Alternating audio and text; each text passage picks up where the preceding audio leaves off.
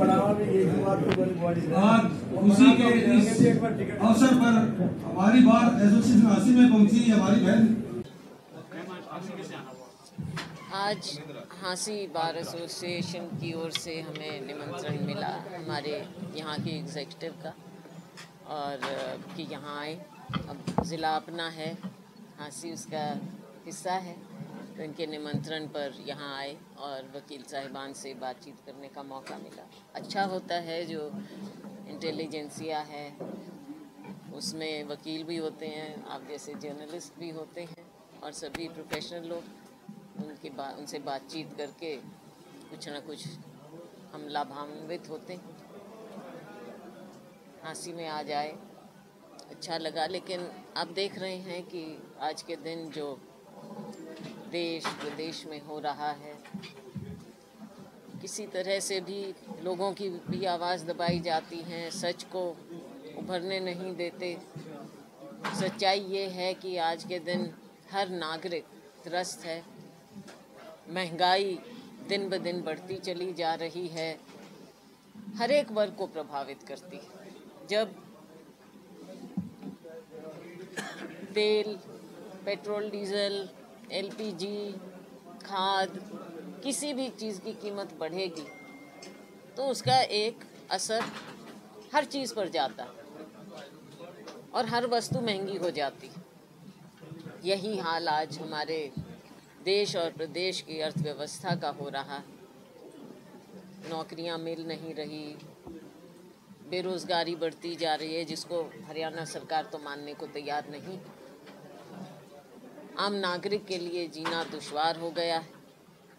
किसान मजदूर को आप पूछें, ख़ास तौर से अगर इस बार की बात करें तो आपने देखा ही है कि कहाँ आमदनी दुगनी करने की बात थी, 3 कानून लाए और कुछ स्टेट्स में चुनाव के मद्देनज़र कानून वापस किए गए।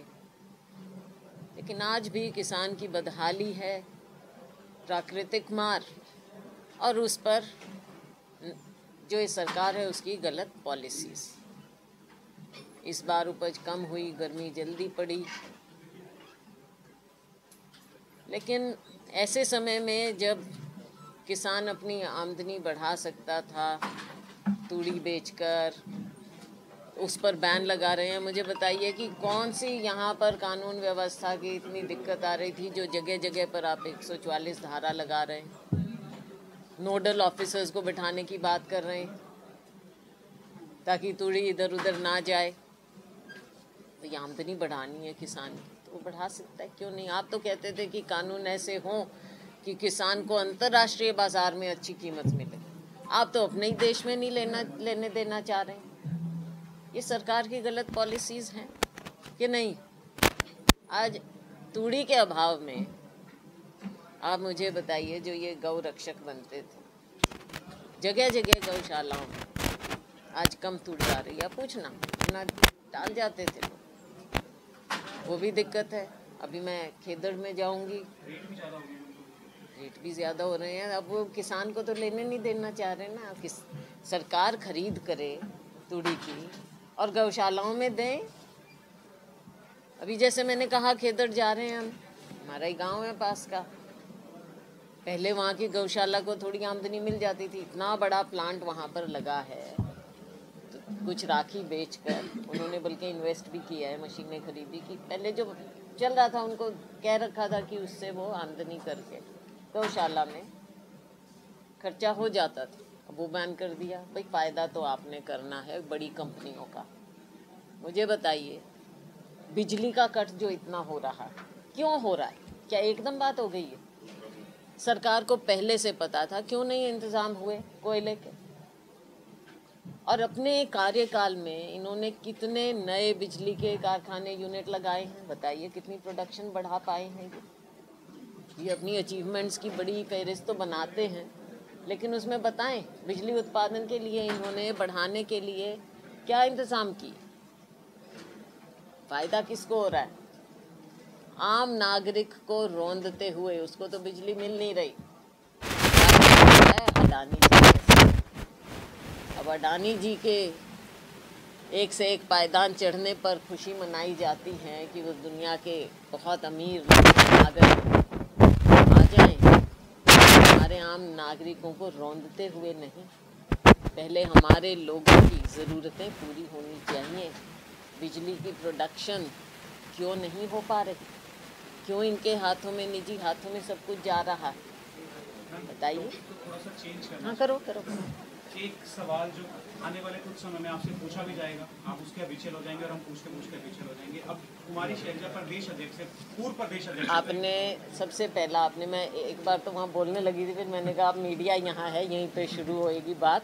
बिल्कुल आपने किया। इन सब मुद्दों को विराम लगाते, क्योंकि ज्वलंत मुद्दा आपका है कि प्रदेश अध्यक्ष मुझे बनाया गया। तकरीबन 2.5 साल हो गए हैं। ये फैसला हाईकमांड का होता है, तब भी था, आज भी। और हाईकमांड हमारा इसमें उनका लास्ट वर्ड होता है। और हम सभी लोग, चाहे कभी कोई फैसला हो, इसमें व्यक्तिगत बातों में नहीं जाकर हम एक संगठन का हिस्सा हैं।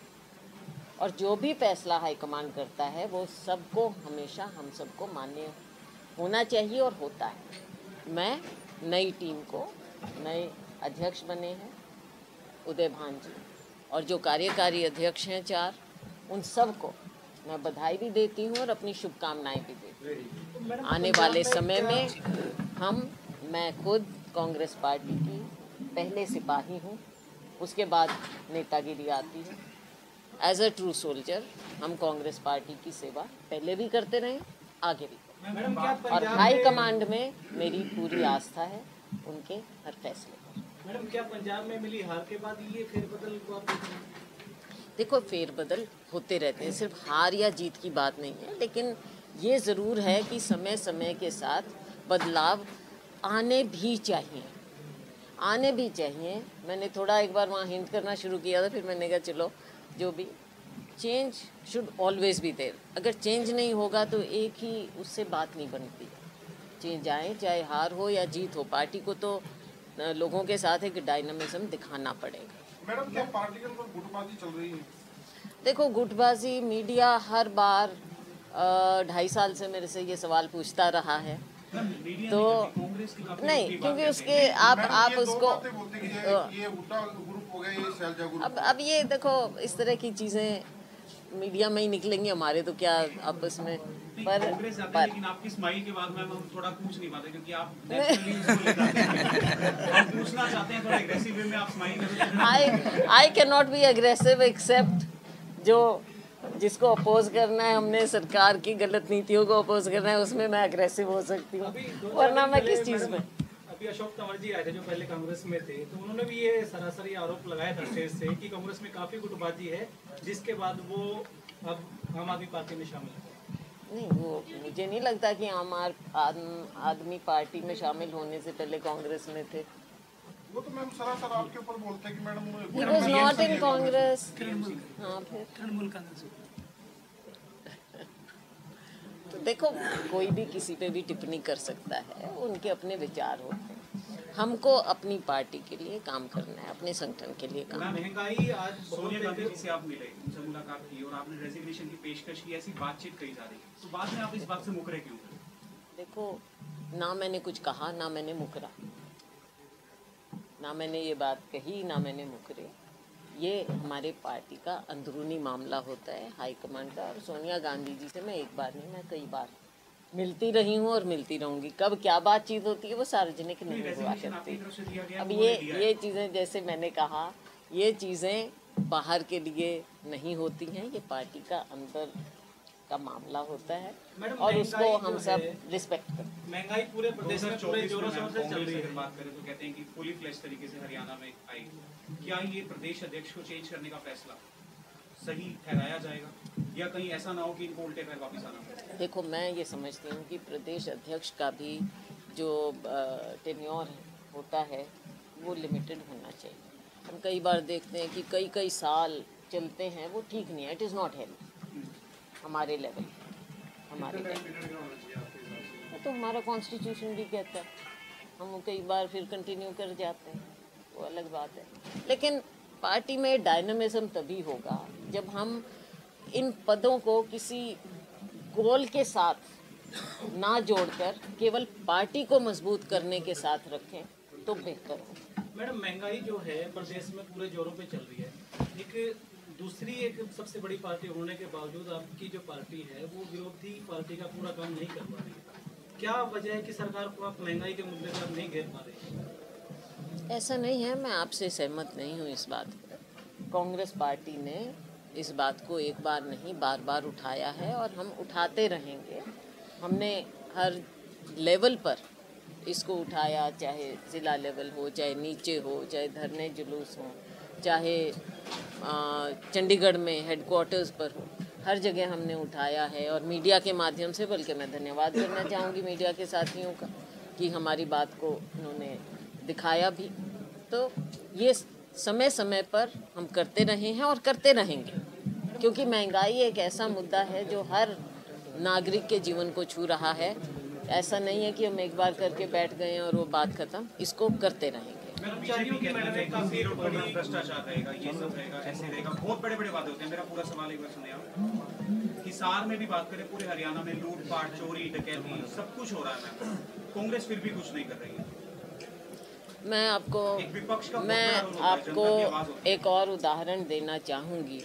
ये सरकार के लिए शर्म की बात है कि उनके अपनी पार्टी के मेयर, हिसार के मेयर ने कहा है, जो मुझे मालूम पड़ा, कि पहले 300 रुपया लगता था रजिस्ट्री का, इंतकाल का, और आज के दिन 15,000 से 20,000 लगता है। ये उनके अपने मेयर ने कहा जाता है कि कहा है। अब ये आपने और बात बता दी, तो आप समझ लीजिए कि भ्रष्टाचार कितने व्यापक रूप से फैला हुआ है। इस बात को हम जब कहते हैं तो कहते हैं कांग्रेस पार्टी तो ऐसे ही बोलती है, उनके अपने मेयर बोल रहे हैं, आम नागरिक बोल रहा है। आम नागरिक के पीड़ा को ये सरकार समझ नहीं रही है। समय आएगा, आप भी यही हैं, हम भी यही हैं, जब समय आएगा लोकतंत्र में जो नागरिक है, वोटर है, वो अपनी जो मार देता है वो वोट से देता है, समय पर देगा। लेकिन तब तक ये आपका और हमारा दायित्व है कि हम इन बातों को उठाते रहें और हम इसके खिलाफ एक जन मुहिम चलाते रहें, और कांग्रेस पार्टी करे। कर्मचारियों की पुरानी पेंशन की काफी समय से एक मांग चली आ रही है। सरकारी कर्मचारियों की पुरानी पेंशन की एक मांग काफी चली आ रही है, कई राज्यों में लग भी गई मैडम, तो उसके बारे में हरियाणा में आप क्या कहेंगे? राजस्थान ने कहा है, राजस्थान ने इसके बारे में पुरानी पेंशन स्कीम का, और हमारा भी वायदा है कि हम भी इसको करेंगे। ओल्ड पेंशन स्कीम में आती है, क्या पुरानी पेंशन को आप लागू करेंगे? जी। पार्टी में रहेंगे या पार्टी छोड़ने पर विचार करेंगे? कौन? आप कौन? क्योंकि ऐसा कहा जा रहा है कि कुमारी शैलजा को अगर प्रदेश अध्यक्ष के पद से हटाया गया तो कहीं ना कहीं उसमें फोर्सफुली हटाया अब ये ना देखो, कम से कम आप लोग ऐसा ना कहो, क्योंकि आप हिसार के हो, आपने मुझे जानना चाहिए। बाहर के कोई कहे ना तो मैं कह सकती हूँ कि उनको समझ नहीं है मेरी। आप हिसार के हो, आपको समझना चाहिए, मेरा खून समझना चाहिए। कांग्रेसी खून है, कांग्रेसी खून कहीं नहीं जाता। जनता को कहीं ना कहीं ये बात तो पता चल रही है कि कांग्रेस में कुछ देखो पे बात कर लेते हैं। बुलडोजर जब से यूपी के सरकार बनी है बीजेपी की, बुलडोजर की स्पीड है वो तेज। देखो, इनकी दमन की राजनीति है, और जिस तरह से सिलेक्टिव ढंग से ये कर रहे हैं, खुद सुप्रीम कोर्ट को इसके बीच में आना पड़ा। दिल्ली में भी आपने देखा। हमको किसी भी चीज़ को सांप्रदायिक रंग नहीं देना चाहिए, और जो गलत है वो गलत है, वहाँ पर करें, वहाँ पर उसमें पिक एंड चूज नहीं होना चाहिए किसी के लिए। एक आखिरी सवाल मैम, इस फैसले को आप कैसे देखते हैं? इसको जो प्रदेश अध्यक्ष चेंज किया जा रहा है, जो कुछ हो रहा है, क्या कांग्रेस में अभी भी और कोई फेरबदल बड़ा बाकी है? क्योंकि बहुत समय से बातचीत चल रही है। हाँ, ये तो ठीक है आपकी बात। ये तो जो भी चल रहा था, चलो बाद में कभी उस पर और ज़्यादा हम डिटेल में कर लेंगे बात। लेकिन ये तो अब डिसीजन हुआ है, फैसला हुआ है। जैसा मैंने कहा, हाईकमांड का प्रेरोगेटिव है, हाईकमांड का फैसला होता है ये। और हम सबको, कांग्रेस पार्टी के सिपाही होने के नाते, हम सबको उनका हर फैसला मानना चाहिए। मैडम निकाय चुनाव मैडम नजदीक आ गए हैं। फिर कभी अलग से कर लेंगे आप, मैडम अभी करेंगे अभी मैडम जी ठीक है। मैडम निकाय चुनाव नजदीक आ गए हैं तो चेयरमैन प्रत्याशी के लिए आपकी पार्टी का कोई चेहरा हंसी ये पार्टी फैसला करेगी, अभी मिल बैठकर सभी इसमें विचार सबसे लेकर पार्टी का जो फैसला होगा, क्योंकि पिछली बार जो कुछ लिमिटेड जगहों पर चुनाव थे तब हमारा फैसला ये था कि हम कॉरपोरेशन सिंबल पर लड़ रहे थे। एक परिषद था उसका केवल हमने चेयरपर्सन का सिंबल पर लड़ा था। क्या पार्टी अब सिंबल पे ही चुनाव लड़ेगी? अब फैसला पार्टी करेगी, सब आपस में विचार करके फैसला करेंगे कि किस हद तक हमने सिंबल पर लड़ना है और कहाँ पर। 2024 के लिए क्या तैयारी है मैडम? 2024 के लिए पूरी तैयारी है हमारी, क्योंकि जनता की उम्मीद कांग्रेस पार्टी से है और विकल्प कांग्रेस पार्टी है। हम मिलकर सभी लोग जनता की उम्मीदों पर खरा उतरने का पूरा प्रयास करें।